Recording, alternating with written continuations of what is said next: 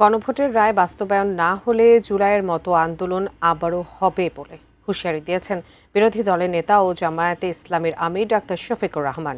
জুলাই আন্দোলনের যোদ্ধা ও শহীদ পরিবারের সদস্যদের নিয়ে রাজধানীর সোহরাওয়ার্দী উদ্যানে আয়োজিত জাতীয় সমাবেশে আজ তিনি একথা বলেন। সমাবেশে 11 দলের নেতারা বলেন, জুলাই সনদ বাস্তবায়ন ছাড়া তারা ঘরে ফিরবেন না।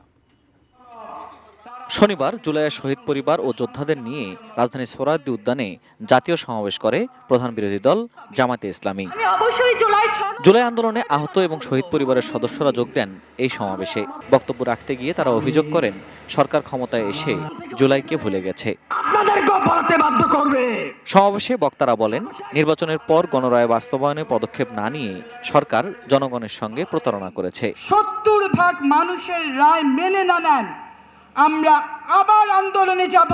গণভোটের রায়কে বাস্তবায়নের সংগ্রাম আমরা দুর্বার গতিতে এগিয়ে নিতে চাই। আমাদের শাহাদাতের নজরানা যাবে, বাংলার মানুষকে মুক্ত করে ছাড়বো ইনশাআল্লাহ। প্রত্যেক জেলায় এরকম সমাবেশ হবে না, মিছিল হবে, কোথায় কোথায় সামলাবেন। এ সময় বিরোধী দলীয় চিফ হুইপ নাহিদ ইসলাম বলেন, বিএনপির মতো মাত্র 2 মাসের মধ্যে এত অজনপ্রিয় সরকার অতীতে আর ছিল না। আমরা দেশে কোনো অস্থিতিশীলতা চাই না।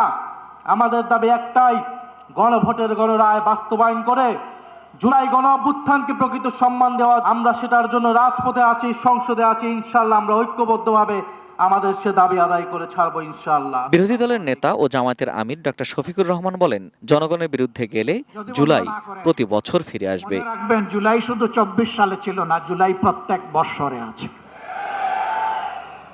সে জুলাই আবার ফিরে আসবে ইনশাআল্লাহ, এবং তখন ফাইনালি ফ্যাসিবাদের কবর রচনা হবে। সাম্প্রতিক সময়ে শিক্ষা প্রতিষ্ঠানে অস্থিরতার সমালোচনাও করেন ডাক্তার শফিকুর রহমান। বলেন, গণরায় বাস্তবায়ন না হওয়া পর্যন্ত তাদের এ লড়াই চলবে। আমাদের সমস্ত দাবি দেওয়া দেশবাসীর অধিকার আদায়ের জন্য এ লড়াই চলবে। ইনশাআল্লাহ লড়ে যাব, ইনশাআল্লাহ আল্লাহ সাহায্য পাবো, ইনশাআল্লাহ আমাদের বিজয় হবে। নির্বাচনের পরপরই নির্বাচিত সরকার গণভোটের রায়ের আলোকে সংবিধান সংস্কারে প্রয়োজনীয় ব্যবস্থা নেবেন, কিন্তু বিএনপি সে পথে হাঁটেনি। সংসদে এটা সমাধান না হওয়ায় রাজপথকে বেছে নিয়েছেন বিরোধী দলরা। তারই ধারাবাহিকতায় শহীদ পরিবারের সদস্যদের নিয়ে আজকের এই সমাবেশ থেকে বলা হচ্ছে, যে কোনো মূল্যে জুলাই সনদ এবং গণভোটের রায় বাস্তবায়ন করতে হবে। তা না হলে এর সমাধান কেবল রাজপথেই হতে পারে, যেটি আরও বেগবান হবে সামনের দিনগুলোতে। সোহরাওয়ার্দী উদ্যানের সমাবেশ থেকে ফেরদৌস রহমান, এটিএন নিউজ।